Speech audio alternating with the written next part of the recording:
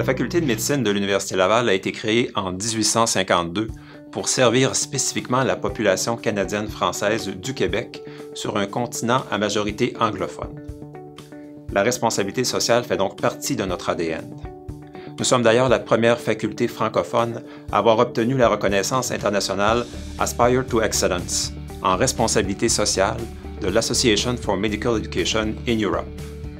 La responsabilité sociale pour les facultés de médecine est définie par l'OMS comme étant l'obligation d'orienter la formation que nous donnons, les recherches que nous poursuivons et les services que nous dispensons vers les principaux problèmes de santé des communautés que nous avons le mandat de servir.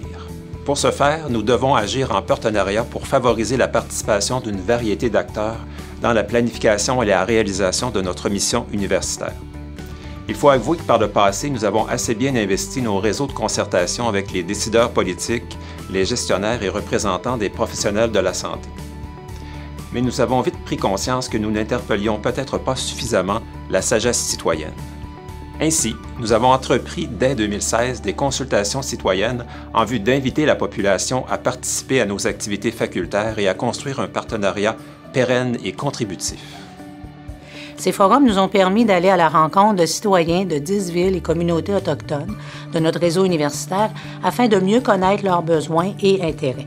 Les citoyens consultés étaient généreux de leur temps et de leurs commentaires, ainsi que très enthousiastes à répondre à nos questions. Ils nous ont confirmé que la participation citoyenne au sein d'une faculté était pertinente et qu'ils désiraient collaborer de différentes manières, par exemple, participer à des forums citoyens réguliers, faire partie de comités conseils ou facultaires, interagir via les médias sociaux.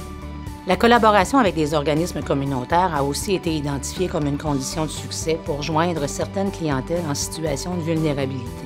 C'est pour cela qu'à l'automne 2017, ces organismes ont été invités à participer à la seconde vague de consultation. Avec leur collaboration, nous avons dressé entre autres le portrait d'un professionnel de la santé socialement responsable travaillant dans leur région. Bien entendu, en plus d'avoir une expertise et des connaissances de haut niveau, il a été souligné à plusieurs reprises que l'intelligence émotionnelle et sociale devait être davantage mise de l'avant. Sensibilité, humilité, empathie, écoute, communication.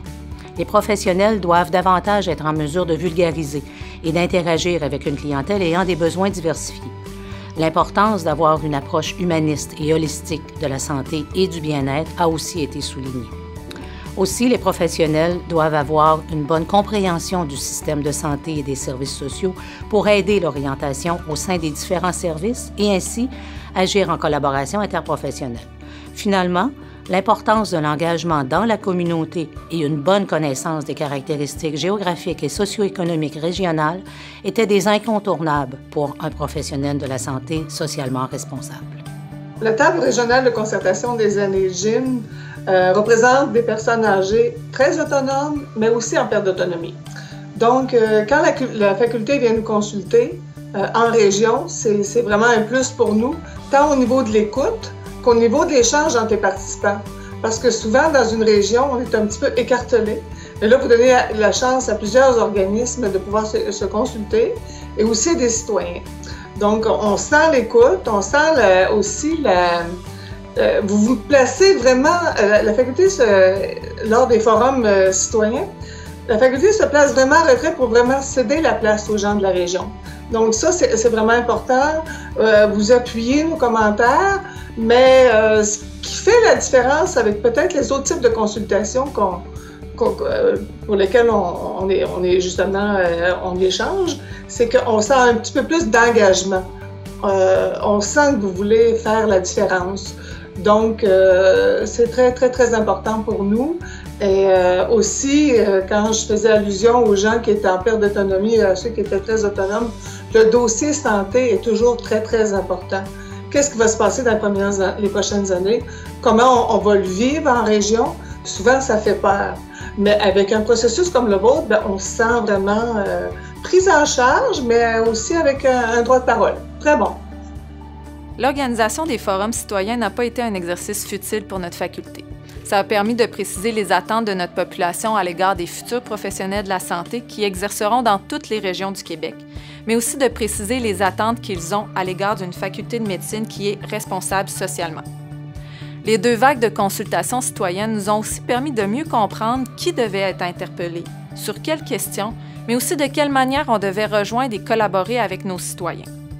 Les propos recueillis ont permis d'orienter plusieurs décisions, notamment au sein de notre vice-décanat à la responsabilité sociale, mais ont aussi clairement influencé la priorisation de certaines actions facultaires. Depuis, les forums citoyens se sont multipliés sur diverses questions. Des citoyens partenaires sont invités à siéger sur les comités directeurs de nos projets majeurs et nous planchons sur un mécanisme pérenne d'engagement citoyen facultaire. Nous sommes très fiers à la Faculté de médecine de l'Université Laval de pouvoir affirmer que la voix des citoyens influence plus que jamais nos orientations et nos actions.